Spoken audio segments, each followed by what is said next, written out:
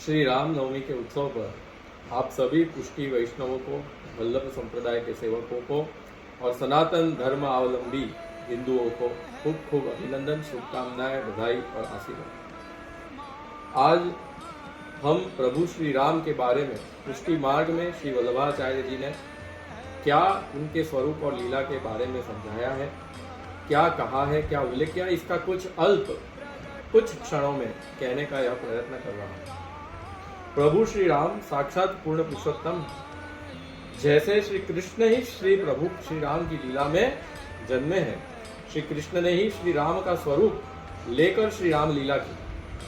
श्री कृष्ण ही यह संकेत दे रहे हैं श्री राम लीला के ओर कि वही सर्व सामर्थ्यवान पूर्ण पुरुषोत्तम है। ऐसी 4 लीलाएं श्री राम लीला में हमें दिखाई देती है।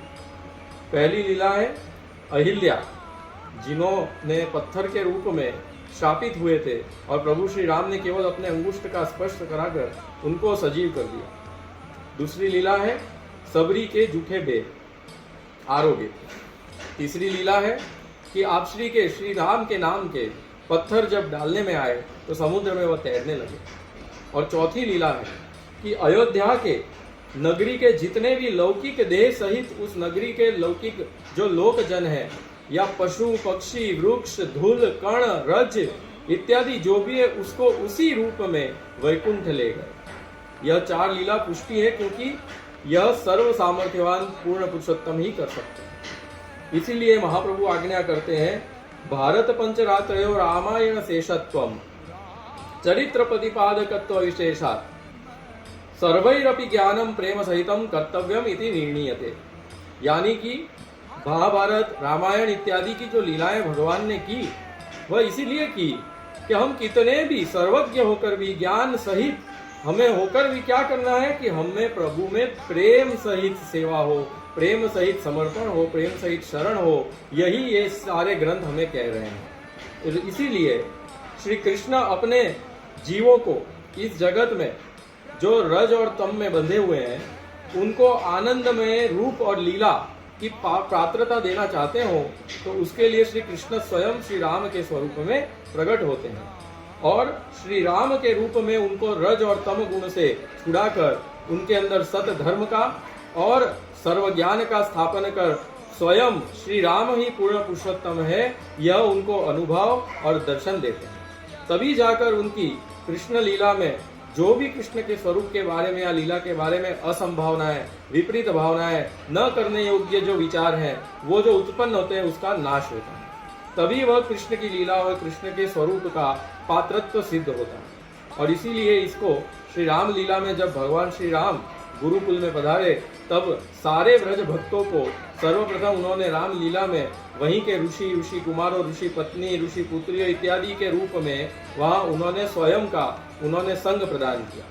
वहाँ उनकी सेवा उन्होंने जब की, तब उन्हें पता चला कि उनके संग से वह स्वयं श्री पूर्ण पुरुषोत्तम है और उन्होंने अपने नित्य देह की कामना की।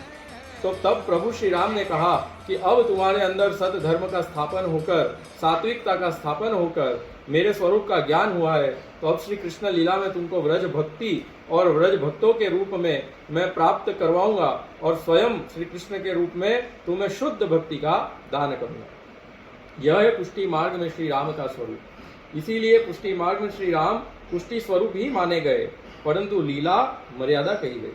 इसीलिए उनका पूर्ण व्रत रामनवमी पर किया जाता है। इसीलिए वामन जयंती और नरसिंह जयंती पर भी पुरुषोक्त को ही बोलकर और वहाँ प्रभु का पंचामृत होता है।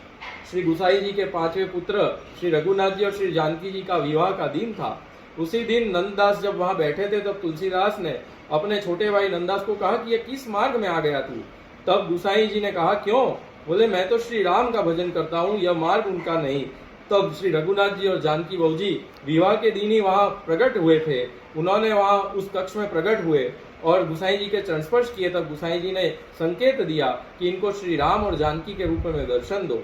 तुलसीदास को उनकी अनन्य श्री राम भक्ति और निष्ठा को देख भगवान श्री कृष्ण ने पुनः उनकी टेक का फल देने श्री रघुनाथ जी और जानकी जी 5वें पुत्र के रूप में श्री राम और सीता माता के रूप में उनको दर्शन देकर उनकी भक्ति को सफल किया।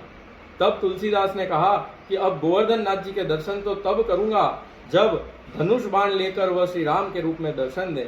और श्रीनाथ जी ने उसी भक्त के वश होकर जो टेक ली, उस टेक का सम्मान कर श्रीनाथ जी ने स्वयं धनुष बाण हाथ में उठाया। और तब तुलसी बोला, तुलसी मस्तक तब नमे धनुष बाण ले वो हाथ। और हाथ में धनुष बाण लिए तो तुलसी वहां दंडोत करने लगे और कहा, नंदास तू बिल्कुल सही मार्ग पर आया है, योग्य मार्ग पर आया है, यह उत्तम भक्ति के मार्ग पर तू आया है।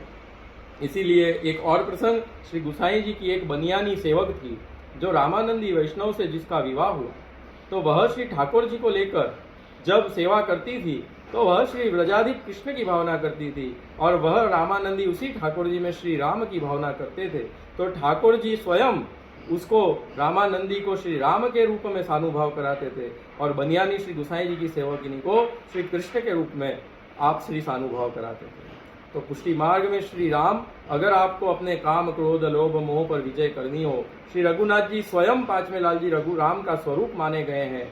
उनके बहूजी को स्वयं माता सीता कहा गया है और पुष्टि मार्ग में राम का विशेष महात्म्य है। महाप्रभु जी के द्वारा तो भगवान श्री राम पर पदों की रचना हुई है, अष्ट सखाओं में भी पदों की कीर्तनों की रचना हुई है। अयोध्या में प्रकट भय मंगलचार, अयोध्या में प्रभु श्री कृष्ण ही प्रकट हुए हैं और कोई नहीं है, वह श्री कृष्ण ही है। ऐसे अनेक पद राम जयंती पर गाए जाते हैं और इस तरह पुष्टि मार्ग में विशेष महात्म्य प्रभु श्री राम का है, पूर्ण व्रत का है। आप सबको श्री राम नवमी पर अनेक फिर से बधाई, फिर से शुभकामनाएं और आशीर्वाद।